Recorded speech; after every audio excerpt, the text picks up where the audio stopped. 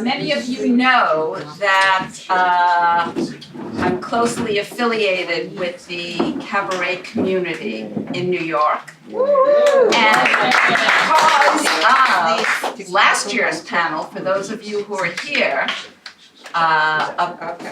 about using cabaret as a launch pad for musical theater, it was very interesting to see how many people wanted to know more about the art form. I think, most of you don't really understand that it is a specific art form, which we're going to learn more about. Our moderator for today is Gerry Geddes. He's directed many cabaret artists, including Darius DeHaas, Andre DeShields, Helen Baldessari. He's created several musical reviews, including the Bistro and Mac Award-winning Monday in the Dark with George. He's produced two Bistro. Oh, that was, what year was that? That was the 80s. Yes.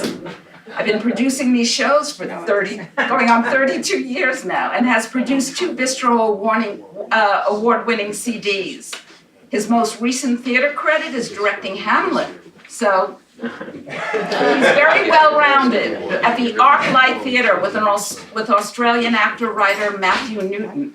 He's taught vocal performance at the New School, NYU, London's Goldsmith College. He has conducted private workshops and master classes. As a writer and critic, he covered New York's theater and cabaret scene for over 20 years. And for nearly 10 years, he co-wrote a national entertainment column. Several cabaret artists have sung his lyrics. He's currently at work on the memoir of his life. So let me bring up to you Gerry Geddes, who will introduce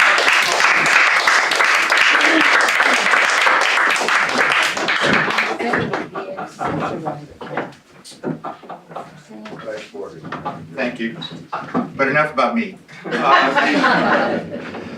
When I'm asked, and I'm asked often, given my life that Sherry has just encapsulated, what is cabaret? And there's a lot of answers that float around, but what usually it comes down to at the root is it's real estate. It's a room.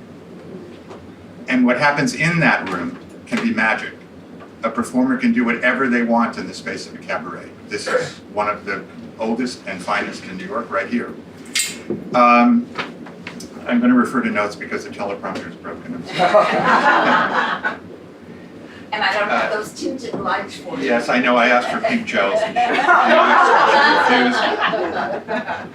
Okay, in the last few months, I've seen a 4 drag queen a cappella rock group do political satire about the election. I've seen a TV actor who you'd recognize by face improv a failing nightclub entertainer for an hour of hilarious song and patter. I've seen a dramatic book musical take its first steps towards becoming a full-fledged production right here on this stage. I have seen an iconic jazz singer in her mid-80s still finding excitement and meaning in the songs that she sings. And I've seen a multi-singer review encapsulating the songs of Quentin Tarantino movies. And it's eclectic. It can be anything that you want it to be. So for today, we have 4 masters of the craft to pursue that question a bit further, and maybe not only Qu'est-ce cabaret, but pourquoi cabaret? I'm going to do it just in the order that you're sitting there because it's easier for you to get on stage. We have multi-award winner Jeff Harnar. Please come to this. His most recent performance was hosting the acclaimed Sondheim evening of the New York Cabaret Convention. We have Klea Blackhurst, who has an acclaimed Ethel Merman tribute and just recently performed as Hazel in a musical based on the classic TV show in Chicago, and hopefully will be doing it here. We have Laurie Krauz, who is again an award winner, Mac Award, Bistro Awards, recording artist, jazz singer. And we have Australian and US cabaret star Kim David Smith, who's at times has called the male Dietrich, but he's so much more than that that doesn't even begin to say. So. And their full program, Yeah, their full bios are in the program, so you can, program. we'd be here all afternoon if we Right. talked about that, so. Which we would do. Yes, of course. All right, I'm gonna just do broad questions and you guys grab the mics and talk about whatever. First is, what brought you to cabaret and who were your major influences or inspirations when you started with this? So.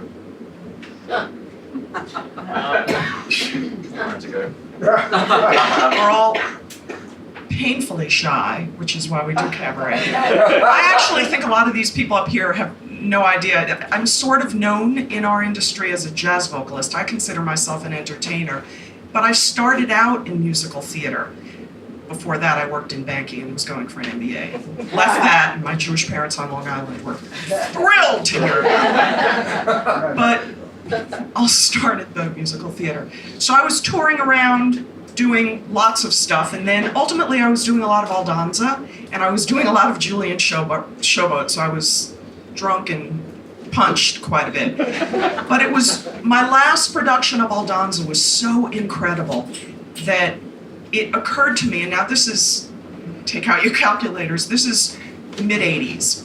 And it occurred to me that things weren't really being written on Broadway that were going to reach me as an artist the way Aldonza was reaching me. And so I decided to come home and study for a while. And I ended up, after a while, getting cast in a 4-part swing ensemble. And I discovered that I loved jazz, so I started studying. And after a while, I started performing. This club is one of the first places that I performed.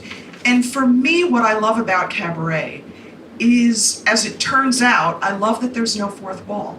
I love the danger of the tightrope of me looking you in the face and thinking, what the heck is she thinking? And having to go on with what I'm doing. I love the relationship.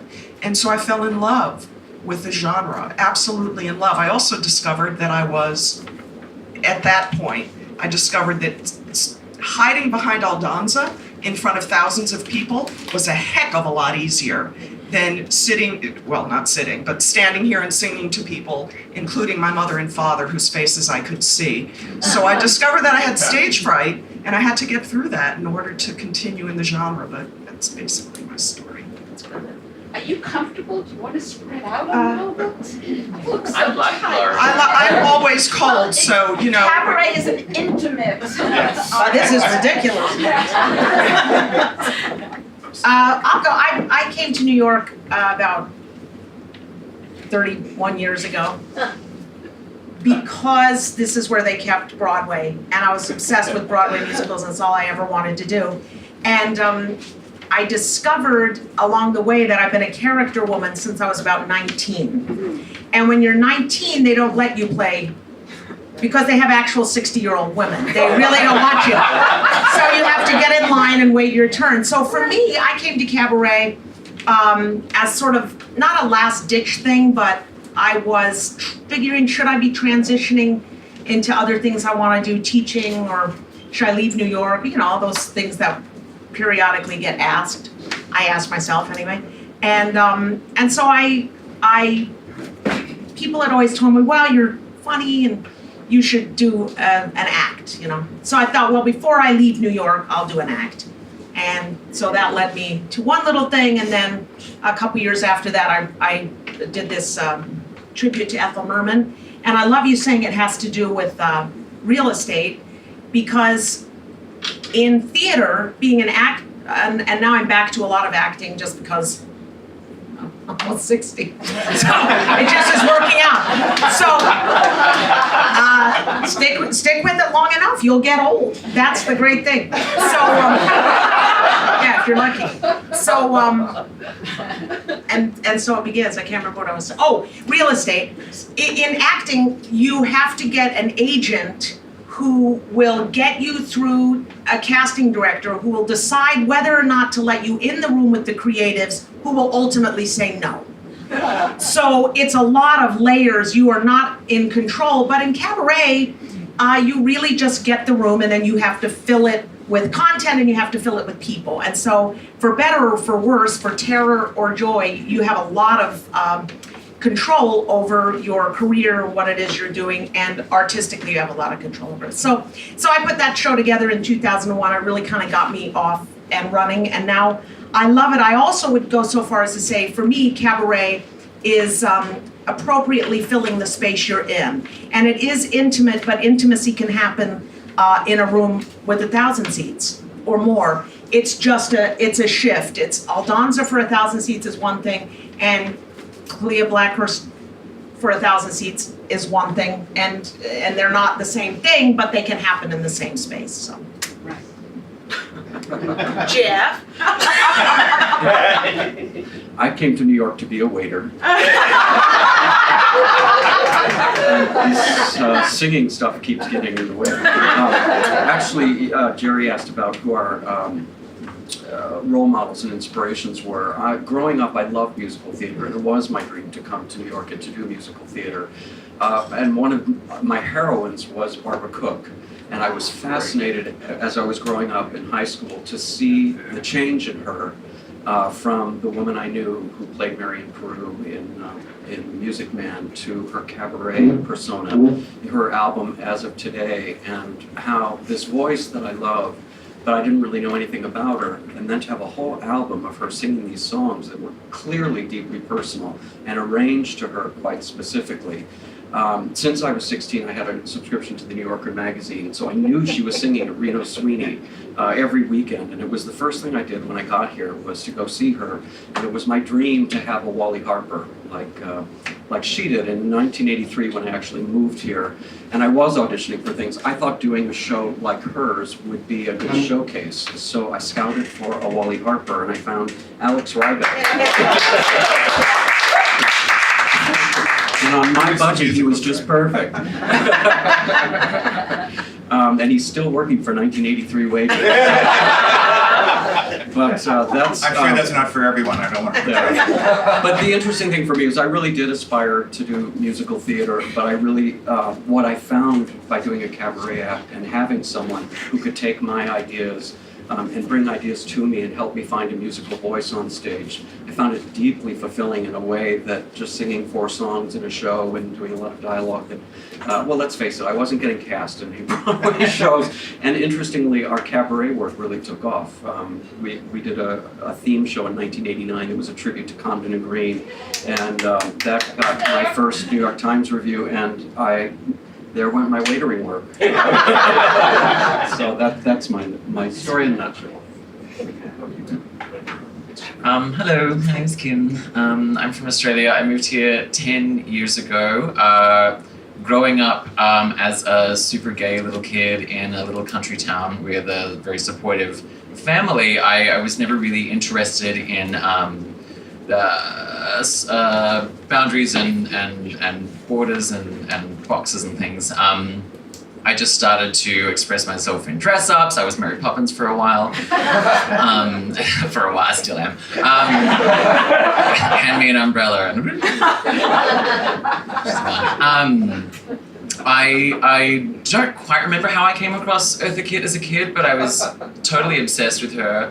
My dad gave me a Dietrich biography when I was 15, and I found her totally fascinating, started to research the music, really started to enjoy the lawlessness of the Weimar period, the period of the Weimar Republic, and the form itself of cabaret. And I have a BA in music theatre that I got in Australia.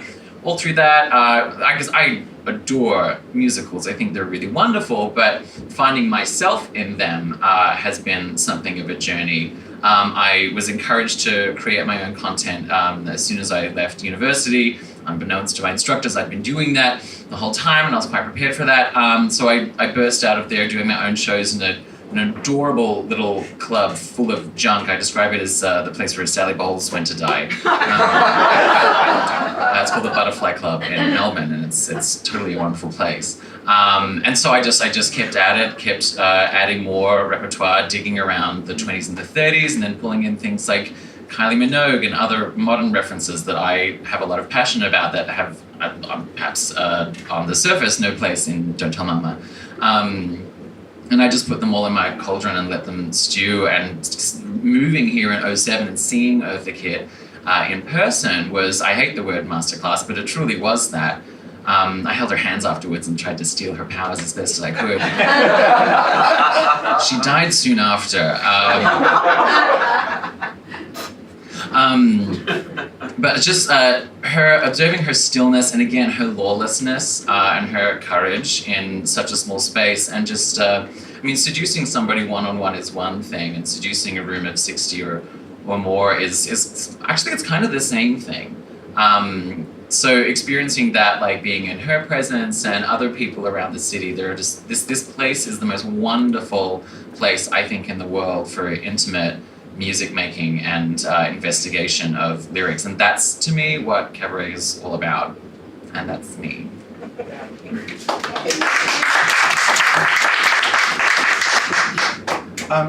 And just parenthetically to get into the next question, if any of you saw the last Streisand tour or even Madonna concert, you can see the influence of beginning in cabaret and knowing about cabaret and clubs and the way those things are structured.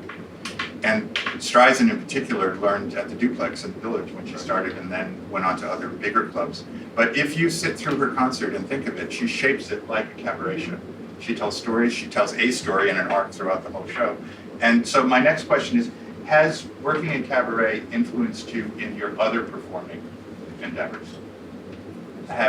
What have you learned about singing and communicating with an audience here that you couldn't have learned in other places? Could I just jump in and share something? Donald Smith and I went, was a great impresario, cabaret champion. He and I went to see Eartha Kitt at the Cafe Carlisle, and after, maybe it was you, a young guy came running up to her. I mean, she had just walked off the stage with one of her old albums and asked if she would sign it, which she graciously did. And then he said, "Now where can I go? Who do I study with to learn to do what you do?" And she just looked at him and said, you can't learn it.